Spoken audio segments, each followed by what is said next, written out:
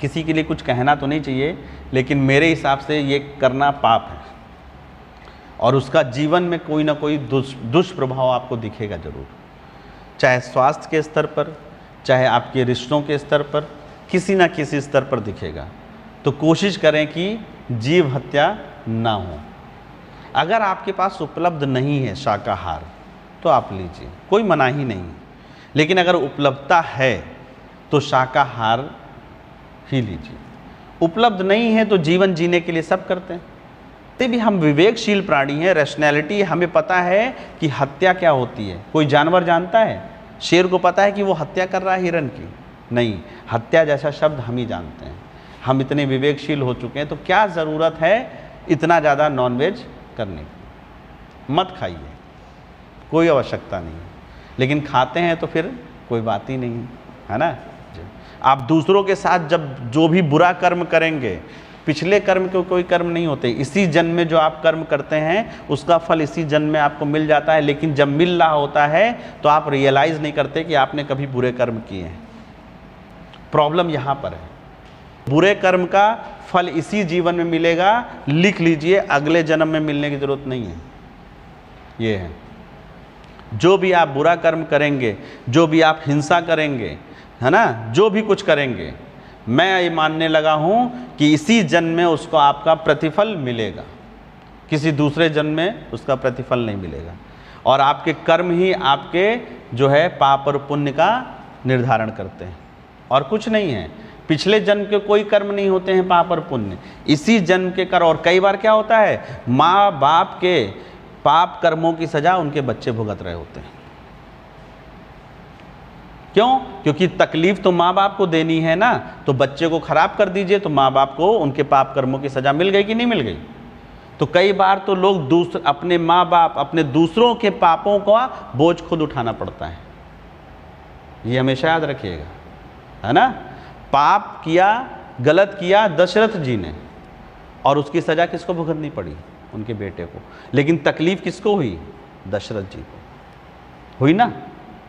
तकलीफ तो उन्हीं को हुई और इसकी वजह से वो स्वर्गवास भी सिधार गए। लेकिन किस आधार पर? ऐसे शायद उनको तकलीफ ना होती, तो इसीलिए उनके बेटे को ऐसी सजा दिलवा दी, इसकी वजह से आपको उसी की सजा मिली। तो उनको उनके कर्मों की सजा उसी जीवन में मिली, पिछले जन्म का कर्म नहीं था। रावण ने उसी जन्म में जो पाप किए तो उसी जन्म में सजा मिली ना उसको, सीधी सी बात, कहीं पर भी देख लीजिए। तो आप जो ये कर्म कर रहे हैं ना, तो आप क्या सोचते हैं कि कोई देख नहीं रहा है? आपका सेल्फ, आपकी अंतरात्मा खुद ही आपके कर्मों को देख रही है।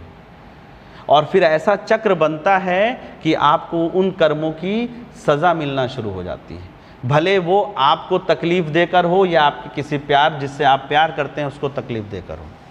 हमेशा याद, दिल तो तब करेंगे ना कि मैंने जो पाप किया था इसीलिए मेरे बेटे को ये सज़ा मिली, और अब ज़िंदगी भर मैं अपने पाप कर्मों को झेल रहा हूँ। हमेशा याद रखिएगा, है ना। तो किसी के जीवन में दुख आए तो हमेशा ये ज़रूरी नहीं कि उसने कोई पाप किया इसलिए दुख आए। हो सकता है किसी दूसरे के पापों के गड़े को भरने के लिए आपको दुख दिया जा रहा है।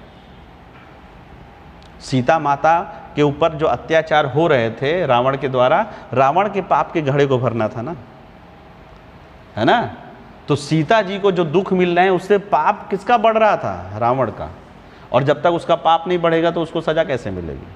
तो आप कभी हमेशा ये मत सोचिए कि जीवन में कभी आपको दुख आता है तो उसकी वजह आपके कोई बुरे कर्म है। कई बार जीवन में दुख इसलिए आता है और कोई दूसरा आपको दुखी कर रहा होता है तो उसके पापों का गड़ा भर रहा होता है, और आपके ऊपर जो अत्याचार कर रहा है उसकी वजह से कहीं ना कहीं आपको जीवन में कोई प्रसन्नता की चीज़ें मिल सकती हैं। ज़्यादातर लोगों को देखेंगे कि कहते हैं ना, ये जीवन में बहुत दुख उठाया, आज देखो कितना बढ़िया आदमी बन गया। तो जो सच्चाई के साथ जीवन में दुख उठाता है ना, वही हमेशा आगे जाकर सफल होगा। लेकिन सच्चाई के साथ दुख उठाना, तो सच्चाई के साथ जब आप दुख उठाते हैं तो हो सकता है दूसरे लोगों के लिए पापों के घड़ों को भरना होता है। तो आप किसी दूसरे को परेशान कर रहे हैं तो आपका पाप का भड़ा, और मान लीजिए कोई गांव का व्यक्ति है ना, और आपके पास किसी काम के लिए आया, बहुत सीधा है, बहुत अच्छा है, और आप क्या कर रहे हैं? उसको परेशान कर रहे हैं। तो वो तो जीवन में दुखी है ना, लेकिन पाप आपका बढ़ रहा है, और उसके ऊपर जो आप कर रहे हैं ना, उसकी वजह से आगे चल के शायद जीवन में उसको सुख प्राप्त हो जाए और आपको दुख प्राप्त होगा। फिर दोनों चीज़ें देखनी पड़ती हैं जीवन में, है ना। तो मन से सही काम करिए, दूसरों को दिखाने के लिए सही काम मत करिए और मन से गलत काम करिए, ये सही नहीं है। जितने भी लोगों ने पाप कर्म किए हैं सब अपने पापों का फल यहीं पर भुगत के जाते हैं और किसी दूसरे जन्म में नहीं भुगतते हैं। बस ये है कि वो रियलाइज़ नहीं करते हैं कि ये हमारे पापों की वजह से मुझे ये सज़ा मिली या मेरे बेटे को ये सज़ा मिली या मेरी बेटी को ये सज़ा मिली। सब कर्मकांड ही आपके जीवन के, आपके भविष्य का निर्धारण करते हैं। आपके कर्म आपके जीवन का निर्धारण करते हैं और जीवन फिर अच्छा होगा, दुख भरा होगा कि सुख भरा होगा, वो सब आपके कर्मों पे निर्धारित है। आप जैसे कर्म करेंगे वैसा ही आपका जीवन बनेगा, लिख लीजिए, और आने वाले समय में ये आपको रियलाइज भी होगा। तो अच्छे कर्म करिए, निस्वार्थ भाव से करिए, किसी चीज़ में हमेशा फल की चिंता ना करें, क्योंकि मैंने बताया था ना, फल की चिंता करेंगे तो आपके कर्म या तो पाप हो जाएंगे या पुण्य हो जाएंगे और आप मोक्ष की प्राप्ति नहीं कर सकते। खुश होकर ना कि जब हम पैदा हुए जग हंसे हम रोए, और ऐसी करनी कर चलो हम हंसे जग रोए, वही वाला हाल है। तो जब बच्चा पैदा होता है तब वो रोता है तो लोग हंसते हैं, लेकिन आपके कर्म ऐसे होने चाहिए कि जब आप जाएं तो आप हंसते हुए जाएं और लोग रोएं, ये होगा, है ना। और जो लोग पाप कर्म करते हैं ना, वो मरते समय भी रो रहे होते हैं, उनका जीवन बहुत ही बुरा होता है और लोग फिर हंसते हैं। तो पैदा होने पर भी हंसे लोग और मरने पर भी हंसे लोग। तो ऐसा कर्म ना करें जीवन में, है ना। तो कर्म ही सब कुछ आपका निर्धारण करेगा।